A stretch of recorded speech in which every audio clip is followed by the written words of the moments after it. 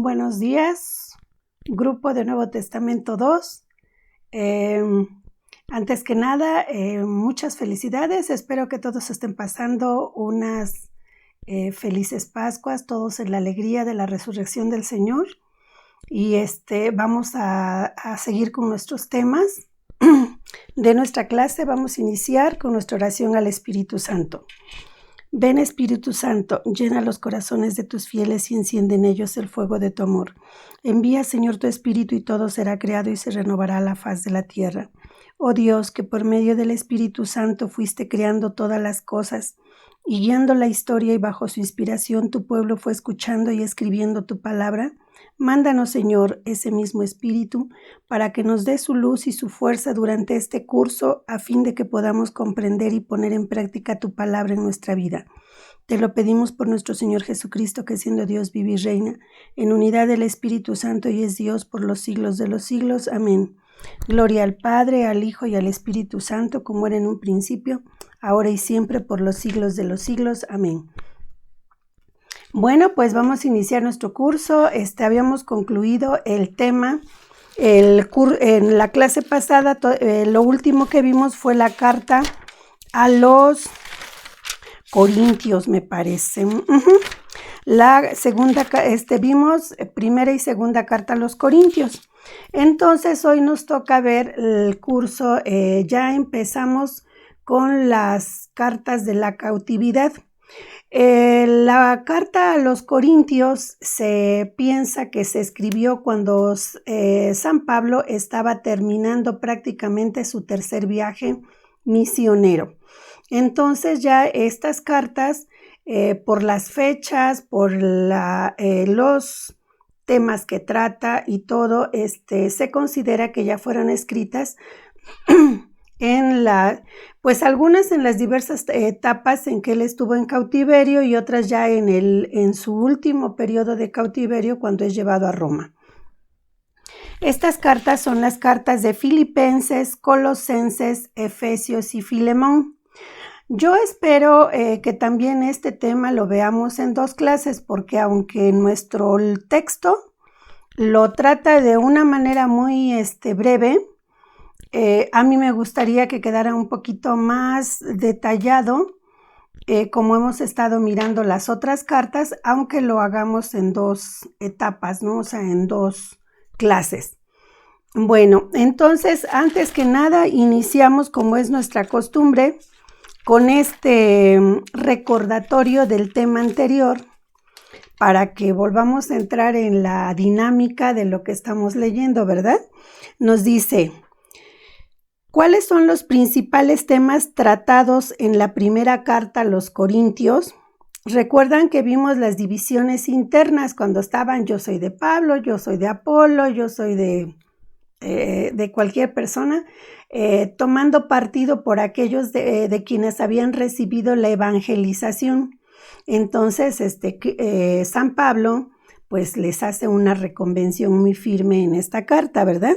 Dice: la búsqueda apasionada de la sabiduría. Se recuerdan que los corintios buscaban mucho la sabiduría porque ellos estaban en un contacto muy cercano con la cultura griega.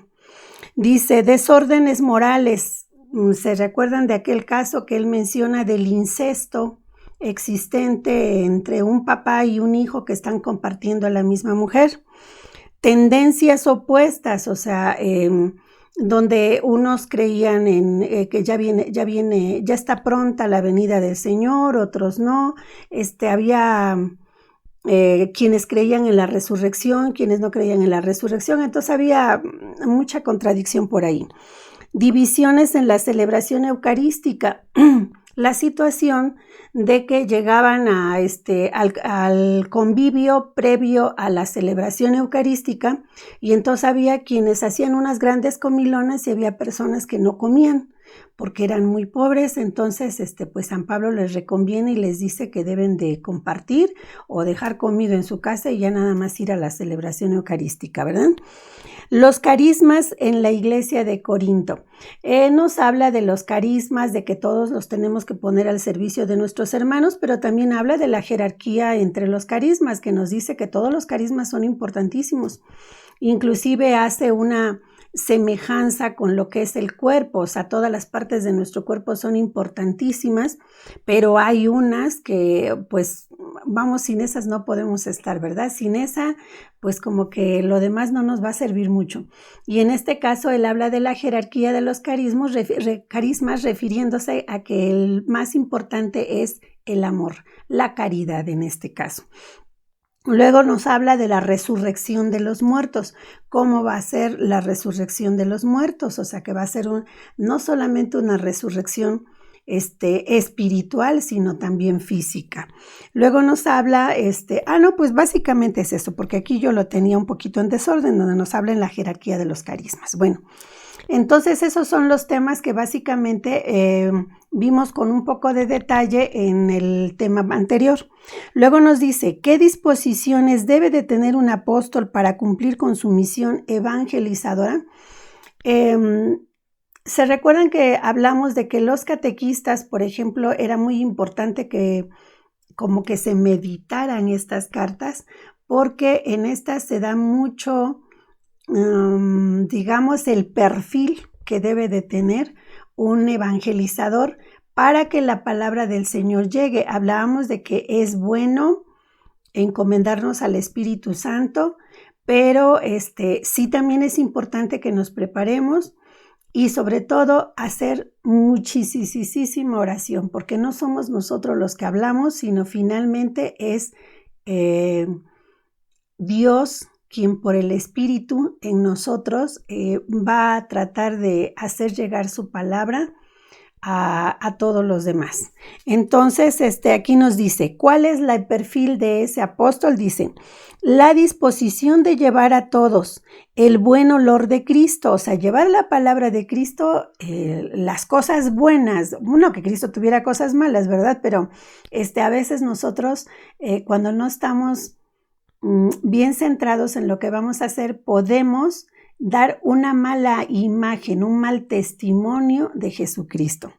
Dice, tener activo el Espíritu de Dios y Cristo glorificado. O sea, es lo que les decía, tenemos que estar bien conscientes de lo que vamos a decir, cómo vamos a presentar a Cristo para que realmente llegue el mensaje a quienes se los estamos enviando.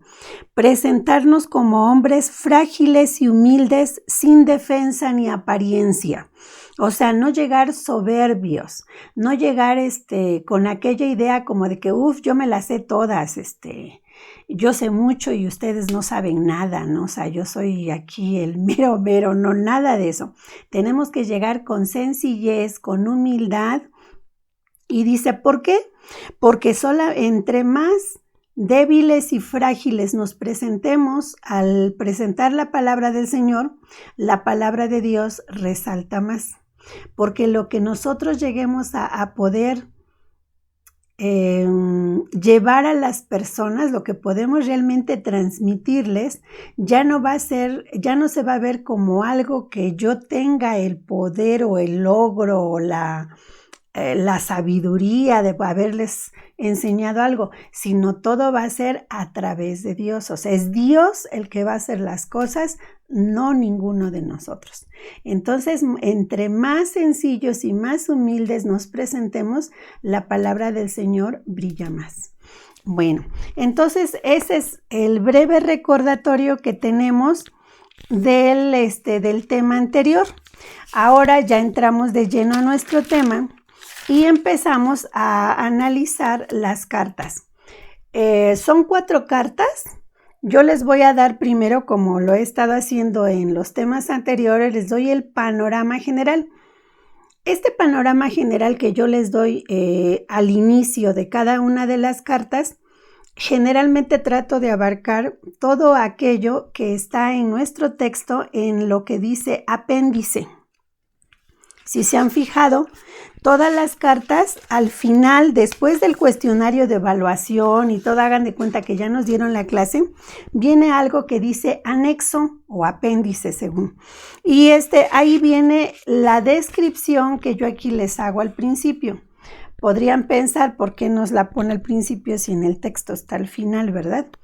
Bueno, pues porque yo creo que para que podamos comprender bien las cartas, primero es interesante conocer las circunstancias que vivía San Pablo, el entorno que rodea la vida de San Pablo en ese momento, los problemas de las comunidades, para que en función a eso ya podamos hallarle sentido al porqué de la carta. Porque si no, pues de repente creo yo que es como ver, como si yo les diera la solución y después les doy el problema. Creo que lo más sano o más comprensible es que primero les dé el problema para que luego podamos entender la solución que da San Pablo a esos problemas en las comunidades. ¿Sí? Bueno, entonces vamos a ir mirando. Probablemente hoy nada más nos dé tiempo que les dé las generalidades de las cartas y de cada una de las cartas, y para la próxima clase probablemente ya contestamos los cuestionarios y con eso concluimos el tema, ¿sí? Bueno, empezamos. Carta a los Filipenses. Dice, en los momentos de auténtica dificultad es cuando se conoce a los verdaderos amigos. Los filipenses han permanecido en todo momento fieles a Pablo.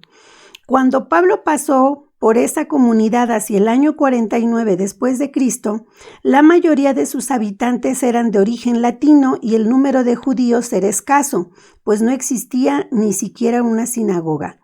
Aunque la permanencia del apóstol en Filipos fue breve, los vínculos de cariño surgidos entre él y los cristianos filipenses fueron profundos y duraderos. De hecho, cuando Pablo sufrió necesidades en la prisión de Éfeso en el año 56 después de Cristo, fueron ellos, los filipenses, quienes le enviaron la necesaria ayuda material.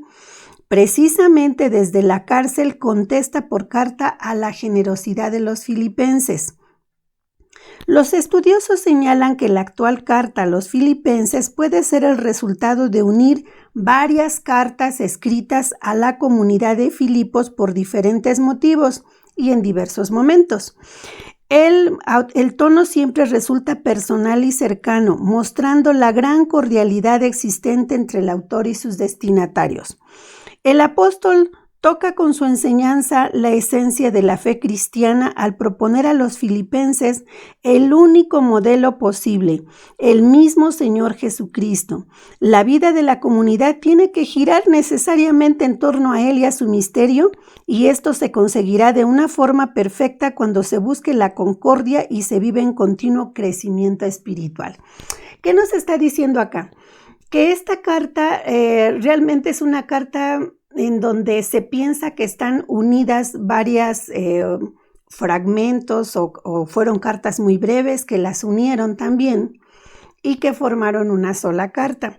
Pero en estas cartas en esta carta no se arregló un problema, no se solucionaron pues conflictos dentro de la comunidad, no, sino que es una carta de alguna manera donde se está mostrando el gran cariño que Pablo tiene por esta comunidad, que prácticamente no había judíos entre ellos, sino que en este grupo había gente que se había convertido del paganismo, pero que habían sido muy unidos a Pablo y que cuando Pablo estuvo preso, entonces son ellos los que estuvieron cubriendo sus necesidades materiales, económicas, lo han de haber estado visitando, buscando la manera de ayudarlo a salvar esa situación. Entonces, en esta carta se ve mucho el afecto en donde él manifiesta el agradecimiento que siente por ellos, el cariño, y los motiva, solo los motiva a que sigan unidos, a que sigan viviendo de una manera espiritual, amorosa, afectiva, que no se dejen engañar por nadie, que sigan muy apegados a Cristo. Entonces dice, ¿por qué? Pues porque esos son sus amigos y con los amigos podemos hablar libremente de lo que nosotros queramos, podemos hablar de nuestros sueños, de nuestras ilusiones y todo, que es lo que de alguna manera se manifiesta en esta carta. Dice aquí, la epístola a los Filipenses es el agradecimiento de Pablo a una comunidad muy querida que después de pasar un grave peligro, o sea, es como ya pasó el problema, ya estoy a un paso de ser liberado y ya les agradezco, fueron buenos conmigo, en fin, todo el cariño que él siente por ellos está manifestado en esta carta. Dice, las conversiones de los gentiles fueron sinceras y se habían encariñado con el apóstol, siendo muy generosos con él, especialmente en su cautiverio. Al parecer ellos no habían sufrido el acoso de los judaizantes o de algún otro enemigo del apóstol, así que por eso ellos no tenían conflictos, ellos estaban muy unidos, muy juntos en la fe a Cristo Jesús y con mucho afecto a Pablo. Dice, por tanto, las recomendaciones en su carta son más bien para prevenir que para curar heridas. O sea, no les está diciendo, pórtense bien porque hayan hecho algo malo, sino pórtense bien para que les siga yendo muy bien, ¿verdad? O sea, está previniendo, no se vayan a dejar engañar, no vayan a hacer esto, no vayan a hacer el otro. No es que lo hubieran hecho, es que estaba previniendo que no lo fueran a hacer. Entonces ya vieron que la carta a los Filipenses es una carta pues muy noble, dice, manifiesta en ella paz y alegría, pero se hace claro que su paz y alegría son consecuencia de su vida mística, vive a la luz de la Pascua. Y a esta luz que lo lleva a escribir en un maravilloso himno a Cristo es uno de los pasajes más antiguos en que se manifiesta la fe en Jesús, Hijo de Dios antes de su nacimiento en la carne. Pablo, por la fe, vive en desprendimiento, está consagrado en cuerpo y alma a su ministerio de apostolado. En resumen, por la fe, Pablo se identifica con su Salvador y se siente libre y feliz en el amor de Cristo. Y obviamente se los transmite a los filipenses. Hasta aquí. Ahora vamos con los colosenses. ¿De qué nos va a hablar la carta a los colosenses? Dice, la sabiduría humana ha tenido y tiene tal atractivo que a veces los creyentes sienten las tentaciones de completar la buena noticia que viene de Dios con la sabiduría humana. El mercado está lleno de ofertas. Puede que sean otros los valores que actualmente fascinan al hombre y al cristiano, pero el peligro que amenaza es muy parecido. Prescindir de Jesucristo y buscar otros salvadores. Sí, y van a ver ahorita cómo vamos a ver cuando veamos la carta o ahorita en el trayecto de la introducción, van a ver cómo seguimos viviendo exactamente lo mismo. ¿Qué nos está queriendo decir aquí? Que al paso, ya fíjense, desde la época de San Pablo a unos cuantos años de la venida de Cristo, de su pasión, y ya empezaba a haber gente que buscaba otros dioses, o sea, a pesar de que tenían al Dios único, al Dios verdadero, que ya estaban bautizados, evangelizados, no faltaban los agitadores que iban y les presentaban, mira, esto es mejor, de esta manera es más fácil, vas a lograr la felicidad y bla, bla, bla. Y entonces, pues empezaban las desviaciones. Dice, ningún dato indica que Pablo evangelizase allí, parece más bien que fue algún discípulo suyo el que fue a evangelizar a los colosenses. Esta carta fue escrita por algún autor, se cree que es probable que esta carta fuera escrita por algún autor del círculo del apóstol y no personalmente por San Pablo. La mayoría de los cristianos que componían la iglesia de Colosas procedían del paganismo y se propagaron una serie de errores peligrosos para la fe cristiana. De estos errores proceden principalmente de las especulaciones de cultos y prácticas piadosas del mundo helenista, o sea, el mundo griego. Sin duda es una carta literalmente muy bien elaborada, un estilo distinto, un vocabulario que suprime términos claves como la ley, la salvación, la libertad y una teología más abstracta y general. La carta afirma rotundamente que Jesucristo es Señor de toda la creación y único Salvador del mundo, pues solo aceptando esta soberanía total y absoluta de Cristo, alcanzará el cristiano la plena madurez, la verdadera sabiduría, la auténtica condición de hombre nuevo y perfecto. Esta enseñanza de la carta constituye el más firme fundamento del optimismo cristiano. Jesucristo lo penetra y lo revitaliza todo y al unirse misteriosamente con la iglesia. ¿Cuáles eran los problemas que se presentaban en esto? Entonces dice, a lo largo de la historia, la iglesia ha visto nacer ideologías que constituyen un auténtico reto a la fe. Algunas sectas religiosas toman algunos elementos de la revelación y pretenden que han encontrado su verdadero significado, haciendo que sus seguidores tengan un retroceso espiritual en lugar de que avancen. ¿Sí? ¿En qué basan su éxito? En que proponen un plan casi mágico, dice, tranquilizador, en base a normas sencillas de conducta, unas cuantas ideas fácilmente comprensibles, y en esto creen haber encontrado un conocimiento superior que los salvará, y algunos creyentes ven su vida cristiana como una simple etapa de inicio en el camino que los llevará a la plena y verdadera felicidad. Por ejemplo, ¿cuáles son? El yoga. Fíjense, algo bien simple, ¿verdad? El yoga. Te pones a hacer ejercicio, te tranquilizas, haces respiraciones, meditas y vas a ver cómo vas encontrando la paz, la felicidad, ya no te vas a preocupar, el mundo es color de rosa, ¿sí? Entonces, y te van llevando a una manera en donde pierdes de vista a Dios, te creas otros dioses, ¿sí? Entonces luego aquí dice, por ejemplo, la metafísica, que es algo que está muy relacionado con eso, o sea, donde fuerzas superiores, pero que no son Dios precisamente, te llevan a un estudio de tu mente, todo está en tu mente. Entonces, concentramos nuestra fe en nosotros mismos y volvemos a alejar y nos alejamos de Dios. La cienciología, o sea, tantas sectas que han aparecido en donde buscan, como nos está diciendo, alejarte del Dios verdadero para presentarte situaciones que en base a tus capacidades tú vas a encontrar la felicidad y tú vas a trabajar tu propia salvación, pero sin Dios. No es tan necesario Dios según esta secta, ¿sí? Entonces aquí es lo que nos está hablando. Dice, algunos presentan teorías más intelectuales, apoyadas en datos científicos, en donde ven la explicación del cosmos, el hombre, la sociedad, y consideran que las ideas del cristianismo ya son obsoletas, ya no funcionan. Y allí tenemos el marxismo. Por ejemplo, ¿sí? El freudismo, el evolucionismo, es donde decimos, ¿Dios creador? No, el hombre se fue evolucionando, como dicen, venimos del mono, ese tipo de cosas, ¿no?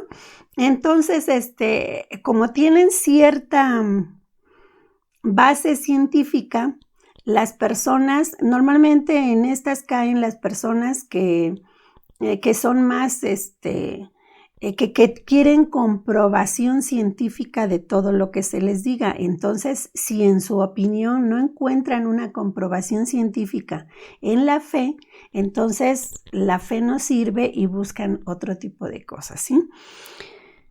Dice, pero el problema no son estas corrientes, sino que algunos fieles se sienten fascinados y piensan que han llegado al verdadero conocimiento de las cosas y ven sus creencias anteriores como cosas muy infantiles. Y esto lleva a las posibles consecuencias, a dos posibles consecuencias. Si es negativa, se alejan de Dios. Y si es positiva, esa es la buena, ¿sí? Si el cristiano se mantiene en la fe a pesar de que le presenten esas ideas, ¿qué es lo que pasa? Que entonces, pues como que dicen, como que no me convencen. A ver, si ellos me dicen esto, entonces empiezan a meditar en su fe para hallarle un verdadero sentido a su fe. y poder rebatir esas ideas. Entonces crecen espiritualmente. Esa es una cuestión positiva, pero tristemente las más de las veces es negativa porque lo que hacen es alejarse de Dios. Recuerden que nosotros los seres humanos siempre buscamos, como dicen, la ley del mínimo esfuerzo, ¿verdad? Aquello que nos cueste menos trabajo es lo que preferimos. Y si consideramos que nuestra salvación dentro de la fe es algo que nos implica compromisos y trabajo, pues si alguien se presenta y nos da una fórmula mágica para que yo pueda conseguir mi supuesta felicidad y salvación de la manera sencilla, que no me esfuerce tanto, pues voy tras ella, ¿sí? Dice, Pablo no precisa las ideas que confundían a los colosenses, pero sí menciona en algunos aspectos el regreso a los rituales judíos anteriores, a la gnosis del mundo griego, al papel de los ángeles en el universo, etc. Ese era el problema, básicamente, que hay una corriente por ahí de personas que empiezan a hablar de los ángeles. Entonces le dan tal valor, tal poder a los ángeles en el mundo, en esa época, que ya llegan a ver como que Dios, ya el poder de Dios es como que está atrás un poquito en la oscuridad y los que están brillando son todos los ángeles. Y la verdad, si nos ponemos a pensar, en nuestros tiempos está algo similar, ¿verdad? De repente ya ahora hay hasta alguien por ahí que ya dicen que hay algo que le llaman angelología, ¿no? Que ya aparecieron no sé cuantísimos arcángeles, cuántos ángeles, hay gente que se dedica que el angelito de tal color, que el angelito de otro color, que el ángel del amor, del dinero y no sé qué más, y tienen que conseguirlos en determinada postura o no sé qué cosas hacen con tantas cosas. Pero finalmente lo que están haciendo también es dar un culto excesivo, o bueno, yo no sé si se pueda medir cuánto es más o menos, pero lo que sí podemos decir es que se olvidan de Dios para darle culto a los ángeles. Entonces ahí ya tenemos un problema, ¿verdad? Entonces ante esto, para solucionar esos conflictos es para lo que escribe San Pablo la carta a los colosenses. Entonces ya luego vamos a ir mirando los detalles. Los Efesios. La carta a los Efesios es una llamada a la unidad y a la universalidad de la Iglesia de Cristo. Una comunidad cristiana será auténtica cuando sepa derribar los muros que dividen a los hombres, ya sea por su origen, su religión, su raza o por su sexo. Es probable que la carta a los Efesios haya sido redactada por discípulos de Pablo. Aquí en todas estas cartas, si se han fijado, ya empieza a haber mucho aquello de que dicen, no es cierto, esta carta no la escribió Pablo, ha de haber sido alguno de sus discípulos o alguno de sus amigos que adoptó y copió el estilo de Pablo y entonces escribió una carta a nombre de él, pero no fue Pablo. Miren, lo cierto es que tiene la estructura toda de las cartas de San Pablo y sin importar si fueron sus discípulos, si él la dictó, si no la dictó, el asunto es que trae grandes enseñanzas, que trae una gran, que impulsa la evangelización, corrige los problemas sin apartarse de la verdadera fe en Dios. Entonces eso es lo que más que nada lo que nos tiene que importar a nosotros, ¿sí? Dice, le escribieron algunos discípulos que conocen muy bien la enseñanza teológica del maestro y la utilizan para iluminar las situaciones de división que sufre la iglesia. Aparece como una meditación religiosa, posiblemente no tuvo en su origen ningún destinatario concreto, sino que quizás circuló por diversas comunidades cristianas tomando después el nombre de una de las más representativas, o sea, porque dicen que ya antes la habían leído en la Odisea y que la Odisea está cerca de este lugar, entonces por esa razón dicen, a lo mejor ya es una carta que habían dado por otros lados, pero que finalmente tomó el nombre de Éfeso, que era un lugar de los más importantes, y entonces por eso se considera que fue dirigida a Éfeso, aunque a lo mejor fue dirigida a otro lado. Dice, El autor de Efesios busca destacar el protagonismo de Cristo Jesús porque existía en aquel momento el peligro de relegar a un segundo plano el papel de Jesucristo en la obra de la salvación. Bueno, dice entonces acá, dice, la inactividad, aquí ¿qué es lo que nos tratan de resaltar? Pablo está preso en Éfeso y entonces dicen, cuando una persona está inactiva, una persona que siempre fue muy activa como San Pablo dice, pues puede ser que o se derrumba porque siente que ya está terminado, o en su defecto, si tiene una reacción positiva, entonces dice, bueno, toda esta energía que yo gastaba caminando para evangelizar, ahora como no tiene ese desgaste físico, entonces ahora toda esa energía la aprovecha para su crecimiento espiritual. Y entonces él se dedica a meditar, se dedica a orar, se dedica a crecer interiormente. ¿Sí? Y entonces aquí es lo que nos dice, la inactividad puede destruir el dinamismo de un hombre, pero en el caso de San Pablo es la oportunidad de hacer un alto en el camino, mirar seriamente al pasado y contemplar las cosas, no situaciones sin importancia, sino las cosas importantes para sacar un provecho de ellas. De esta manera, la fuerza física que Pablo desplegaba en la lucha por el evangelio ahora se desarrolla en su interior, que es lo que les decía. Pablo está esperando en este tiempo la apelación que hizo a Roma cuando fue apresado en Jerusalén. Su cautiverio es relativo porque tiene libertad de comunicación con el exterior. Ha pasado el problema de los colosenses que intentó demeritar su apostolado. ¿Se acuerdan que en la carta a los colosenses habían sido unos judaizantes los que habían dicho que Pablo era débil y ambicioso? Entonces, por eso inclusive había suspendido su visita a Pablo y se había hecho todo el alboroto, ¿sí? Pablo quiere compartir sus reflexiones. Se le conoció como carta a los Efesios, pero ya había circulado en la Odisea acerca de Colosa. Dice, en esta carta se ve que Pablo tiene ahora una orientación distinta. En las epístolas anteriores, él se enfocó mucho a la segunda venida de Cristo. Entonces, como estaba así como, conviértanse porque cuando el Señor vuelva, venga de regreso, que los encuentre justos, dignos, buenos, en la fe, o sea, todos, pero él siempre tenía la visión de que la segunda venida estaba próxima, ya, entonces su lucha era convertirlos a todos antes de esa segunda venida, pero después de que ya ahorita ya está preso, ya está en ese crecimiento espiritual, él dice, bueno, no le he dado tanta importancia a los problemas de esta vida, y si tarda más el Señor en venir, ¿cómo van a vivir ellos? ¿Cómo tienen que comportarse ellos? ¿Cómo tienen que vivir esa espera que no sabemos de cuánto tiempo va a ser? Entonces ya vieron que ya empieza a estar más consciente de los problemas de las comunidades en ese momento.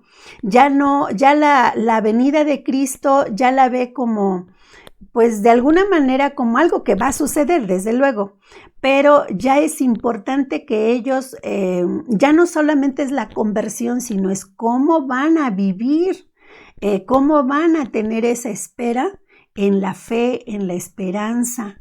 Sí, y entonces eso es lo que va a manifestar en esta carta. Dice, pero ahora le da una gran importancia y despliega toda la riqueza. Dicen, las epístolas anteriores estaba enfocado en la segunda venida de Cristo y por tanto, como la veía próxima, no le daba mucha importancia a los problemas de este mundo. Pero ahora le da una gran importancia y despliega toda la riqueza de Cristo que transforma la realidad actual. Cristo, al transfigurar al hombre por dentro, le da una dimensión espiritual. Entonces, cuando se queda y dice, bueno, si la espera va a ser muy larga, él se tiene que transformar por dentro para que él no solamente esté a la espera de la segunda venida, sino que él transforme el mundo para esa venida de Cristo, porque entonces al transformarse él, su propio dinamismo de cada fiel, de cada feligrés, va a hacer que ese mundo también se transforme y entonces es una manera de hacer crecer la evangelización. Su perspectiva actual ya es escatológica. ¿Qué cosa es la escatología? ¿Se acuerdan que la escatología es la que va a estudiar qué es lo que hay al fin de nuestra vida. ¿Qué va a pasar cuando estemos terminando esta vida y lleguemos a la otra vida? ¿Sí? Entonces, como dicen, las cosas de la otra vida, o sea, del fin de los tiempos, ¿sí? Entonces, su visión ya está más en esa situación. Dice, el destino último del ser humano, que es la doctrina referente a la otra vida o a la vida eterna. Eso es lo que es lo que estudia la escatología. Entonces, él al decir que esta carta ya es más escatológica, porque él ya tiene esa visión, es porque él ya está más buscando cómo van a vivir después esa otra vida, pero para eso tiene que haber una transformación en esta vida, y esa transformación ya no tiene que ser precisamente de conversión. Ya de alguna manera él considera que él ya trabajó, ya los convirtió. Ahora esa conversión tiene que ser profunda, interna, espiritual, y el hombre se tiene que transformar. Pablo ahora piensa que Cristo, después de su vida terrena, sigue impulsando la nueva creación que en él tiene su origen e infunde su espíritu a los creyentes, y de esta forma también los transfigura. Así, las realidades de esta vida son accionadas por los fieles que están incorporados a Dios. Entonces dice, son ustedes los que tienen que hacer caminar el mundo.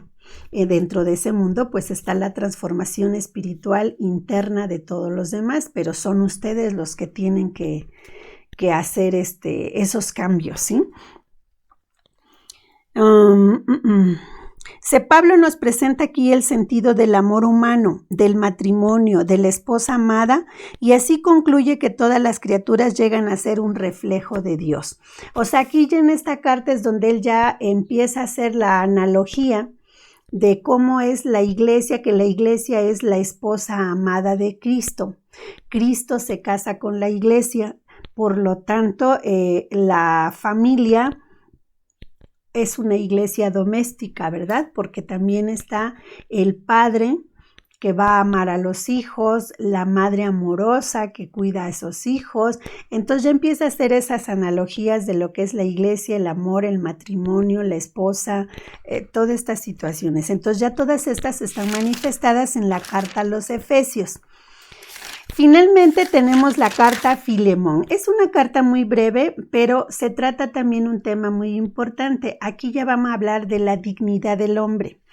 ¿Qué nos quiere decir con la carta a Filemón? Se recuerda que la carta a Filemón nos habla de que en la prisión Pablo conoce a un esclavo que se había fugado, cuyo dueño era Filemón, amigo de Pablo. Entonces, estando en prisión, se entiende de esta manera que el esclavo es convertido por Pablo, se convierte, y entonces cuando sale libre cuando sale libre Onésimo, que así se llama el esclavo, le dice, lo ideal sería que pues Pablo le hubiera hablado a Filemón y le dijera pues dale la libertad, en fin, él hubiera dado órdenes.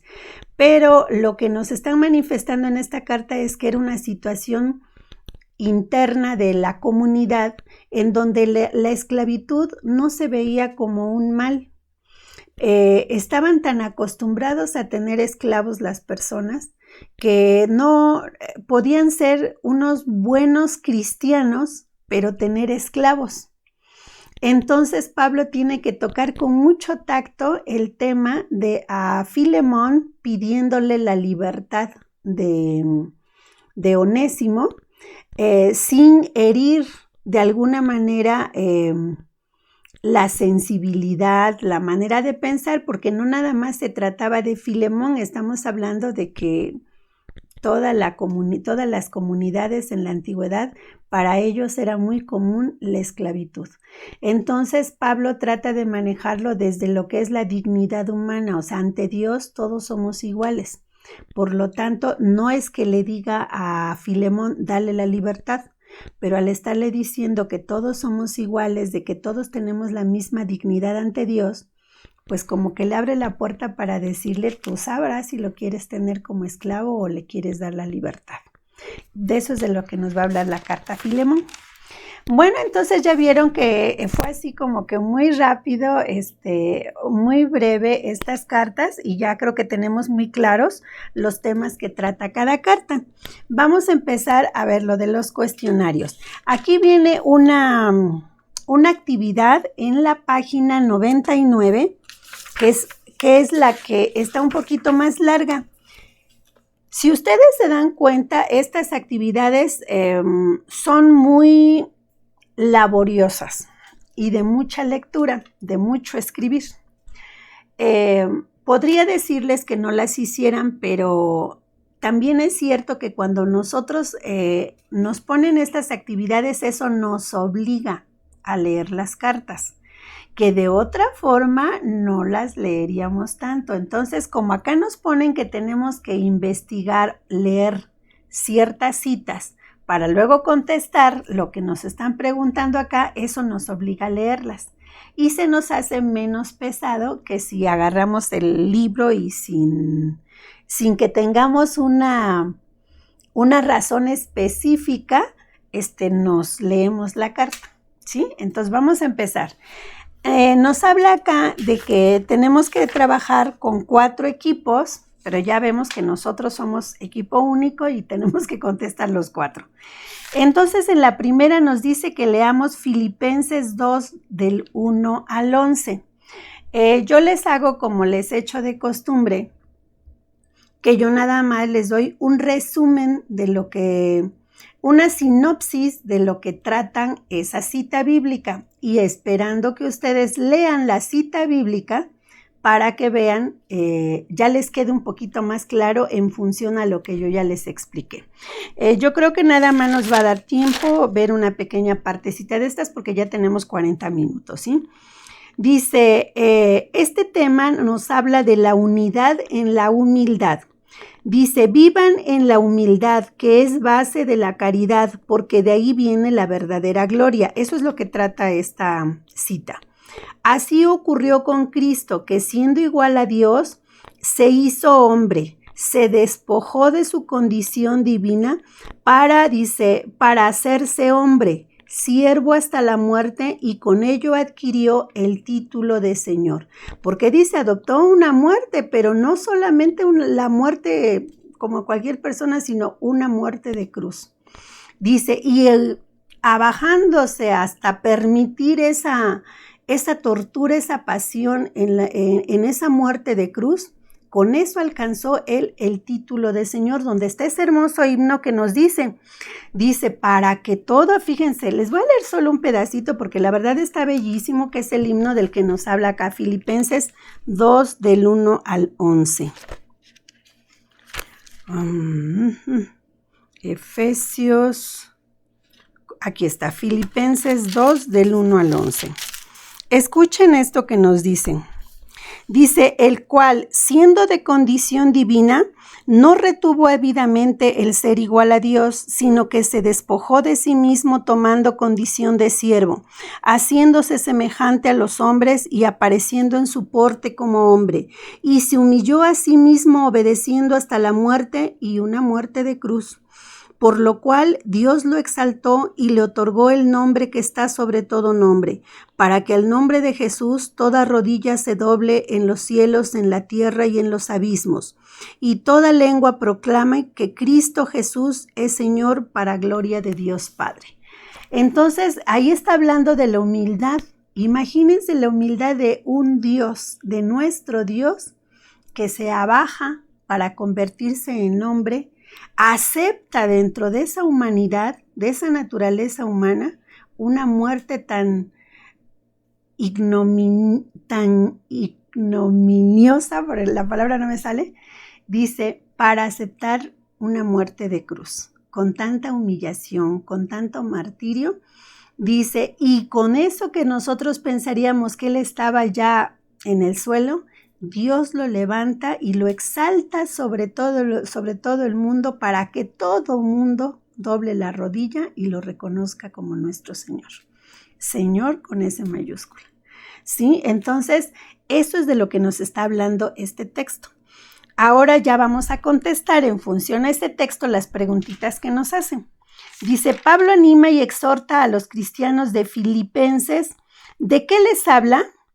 Que deben de vivir unidos en la humildad, porque les dice, sean unidos, o sea, vivan unidos en la humildad, en alegría, teniendo como centro a Jesús. O sea, ese es el ejemplo, Él es el ejemplo a seguir.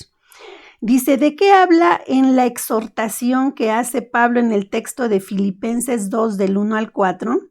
Dice, que tengan un mismo sentir, un mismo amor, un mismo espíritu, un mismo sentimiento, sin rivalidades ni vanagloria, con disposición de servicio para los demás, porque adelante les está diciendo, si Cristo siendo Dios y se hizo hombre y sirvió para salvar al hombre, dice, pues nosotros, ¿quiénes somos para no vivir en esa unión y en servicio a los demás? Y luego dice, la pregunta 3, ¿cuál es uno de los mayores peligros que amenazaba la vida cristiana en Filipos? Dice, la rivalidad y la soberbia. Por esas razones que él habla de la humildad, o sea, ya vieron cómo, tiene una razón de ser su carta. ¿Por qué él habla de la humildad en este caso? Pues está hablando de la humildad porque el problema que tenían en este momento los filipenses es la soberbia y las rivalidades que empezaba a haber en la comunidad de manera interna, ¿sí? Bueno, pues yo creo que hasta acá vamos a dejar por hoy nuestro tema y concluimos tanto la actividad como los cuestionarios en la próxima clase. Vamos a despedirnos con una oración a la Virgen Santísima, la llena del Espíritu Santo, y nos vemos aquí la próxima clase. Contigo voy, Virgen pura, y en tu poder voy confiada, pues yendo de ti amparada, mi alma volverá segura. Dulce Madre, no te alejes, tu vista de mí no apartes, ven conmigo a todas partes y nunca solo nos dejes. Ya que nos proteges tanto como verdadera Madre, haz que nos bendiga el Padre, el Hijo y el Espíritu Santo. Amén. Que tengan una excelente semana, nos vemos por acá el fin de semana próxima.